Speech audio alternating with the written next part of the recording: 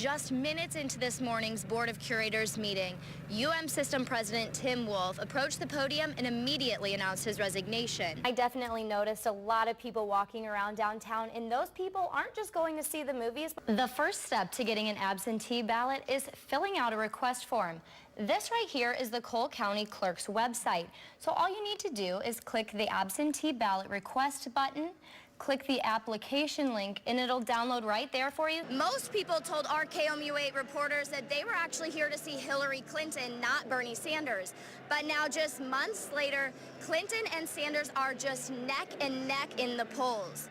Cole County Sheriff says they do not use green dot cards and would never call someone like that to ask them to pay over the phone. Even though Wolf announced his resignation more than 6 hours ago, he was present during the entire Board of Curators meeting. I just drove here 30 minutes ago. It's not too bad, but it is a little slick, and I was sliding around just a little bit. And that's pretty consistent with what I saw when driving around to all the accidents this afternoon. Cars in ditches, traffic slowed to a halt, and hour-long wait times for tow trucks. That was the reality in Columbia today as the Columbia Police Department responded to 24 accidents this afternoon. The roads look pretty good, but as soon as you hit the brakes, it's slick. Corey Sapp was part of a big pileup on westbound I-70 today near Range Line. A lot of people hit their brakes, and a car in front of me spun out of control, and I stopped, and the people behind me didn't stop, and the people behind them hit the people behind them, and it turned into this big pileup.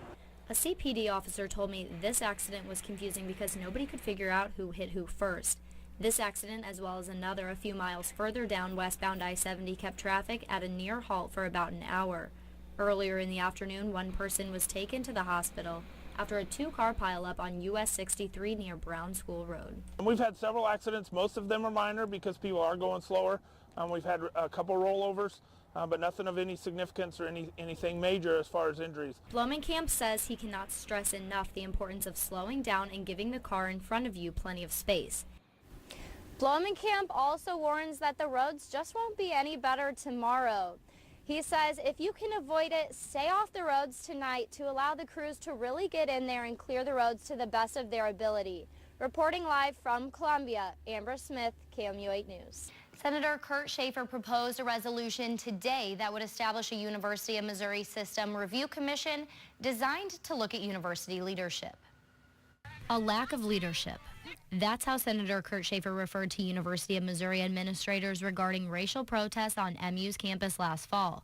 The senator proposed to establish a University of Missouri Review Commission comprised of 8 appointed members to make recommendations to the university. I think the university is going to have to be held accountable for what has been a lack of leadership in multiple situations. A representative from the university says they are working to regain lawmakers' trust.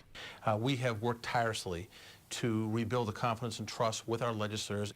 Schaefer says if the university did not respond to recommendations from the commission, that would be considered for next year's budget. Significant cuts can only harm our mission, and that in turn will harm the state.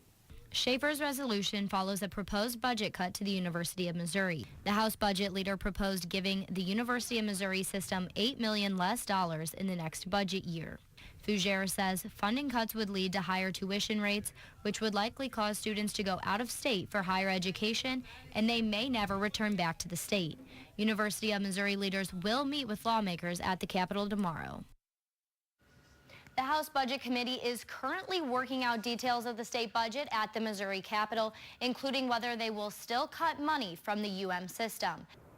Last year, former House Speaker John Deal resigned after his relationship with a 19-year-old intern was revealed.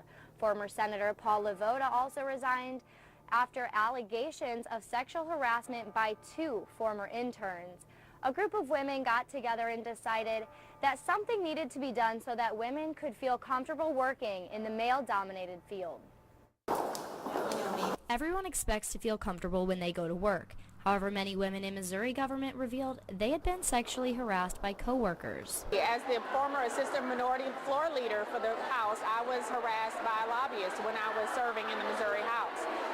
And there was really no process. I reported it to the clerk and it kind of went away, but still I felt violated.